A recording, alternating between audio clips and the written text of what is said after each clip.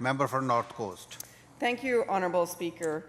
As the MLA for North Coast and someone who lives in rural BC, I'm well aware of the challenges that rural British Columbians face. However, I'm also really aware of the fact that we are interdependent. Rural BC and urban BC are interdependent upon each other. And often there is a message of this rural-urban divide, which I've heard quite a bit lately.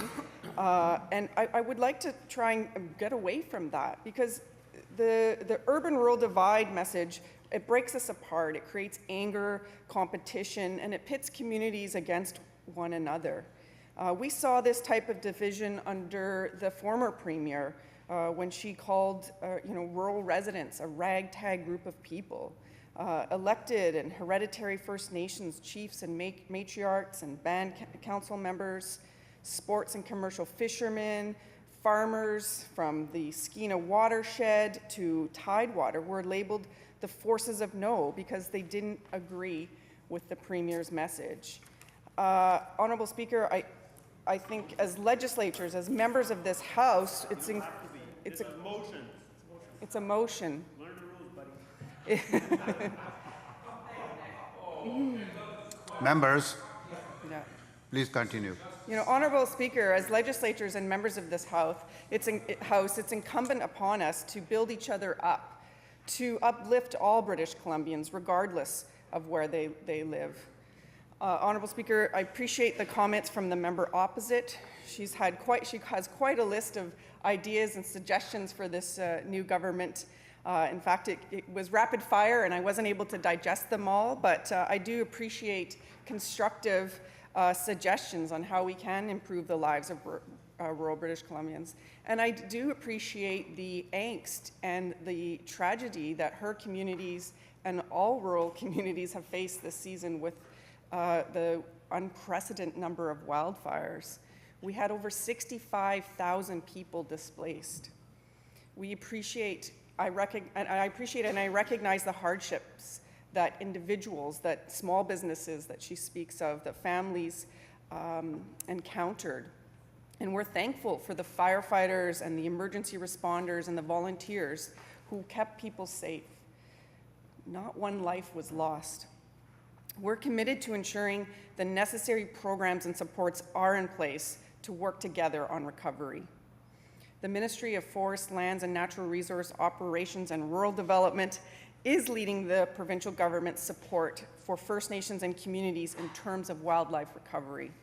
There are 4 key components of the long-term plan that we're building: people and communities, economy, environment, and infrastructure and reconstruction. We're working closely with the federal government to ensure they keep their commitments in supporting British Columbians as we recover from this year's wildfires. We are engaging with First Nations and communities to ensure all provincial government agencies are providing the necessary programs and supports to assist wildfire recovery efforts. A key component of economic recovery is getting timber to mills, as the member opposite was just speaking about. To that end, forestry staff are working closely with licensees in expediting their cutting permits and issuing salvage licenses. Timber that was cut down to make fire guards is already being milled. Forestry staff are also prioritizing areas for reforestation, not only to rebuild timber supply for mills, but to restore wildlife habitat. These efforts build on other accomplishments to date. $100 million was provided to the Canadian Red Cross to assist with evacuees, and just over $21 million has already been provided to 52,000 individuals. Emergency assistance grants of $1,500 each are being provided to small businesses and not-for-profit organizations in areas that were under evacuation order or areas where they were directly impacted by highway closures. The Ministry of Tourism, Arts and Culture has provided $200,000 each to the Cariboo-Chilcotin Coast Tourism Association, the Thompson Okanagan Tourism Association, and the Kootenay Rockies Tourism Association to help tourism businesses in those regions.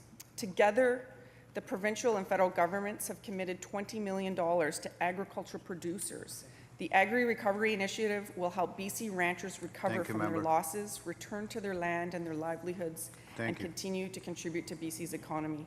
Honourable Speaker, thank you. This is in addition to the $6 million that Thank the you. province is already spending to replace damaged fencing along the highways. Thank you. Thank you, Honourable.